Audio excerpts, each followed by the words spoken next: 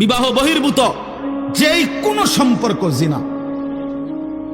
বিবাহ বাদে হালাল স্ত্রী ছাড়া অন্য যে কোনো রকমের মেয়ের সাথে যে কোনো সম্পর্ক, অর্থাৎ তুমি একটা মেয়ের সাথে কথা বলো, এটাও জিনা। তুমি একটা মেয়েকে ভালোবাসো, এটাও জিনা। একটা মেয়ের কথা শুনো, এটাও জিনা। একটা মেয়ের সাথে হাঁটো, এটাও জিনা। কোনো ভিন মেয়েকে ছুঁয়ে দিলা, এটাও জিনা। তার দিকে তাকায় থাকলা, এটাও জিনা। তাকে নিয়ে কল্পনা করলা অন্তরে, এটাও জিনা। আবার লজ্জাস্থানের জিনা করলে এটাও জিনা। চোখেরটাও জিনা, হাতেরটাও জিনা, কানেরটাও জিনা, দিলেরটাও জিনা, পায়েরটাও জিনা, লজ্জাস্থানেরটাও।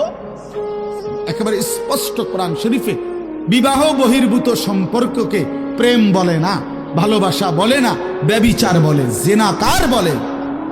এজন্য কেউ যদি মনে করো 3 বছর কোনো মেয়ের সাথে সম্পর্ক, 5 বছর কোনো মেয়ের সাথে সম্পর্ক, তো এ মনে রাখতে হবে সম্পর্ক না, বরং 3 বছরের জেনাকারী, 5 বছরের ব্যভিচারী।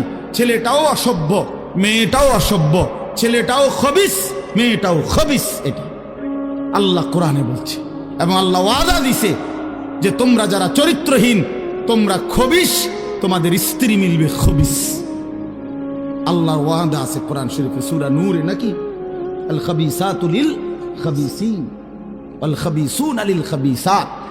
খবিস আল্লাহ বলছে পুরুষ তুই চরিত্রহীন, তোর বেটি মিলবে চরিত্রহীন।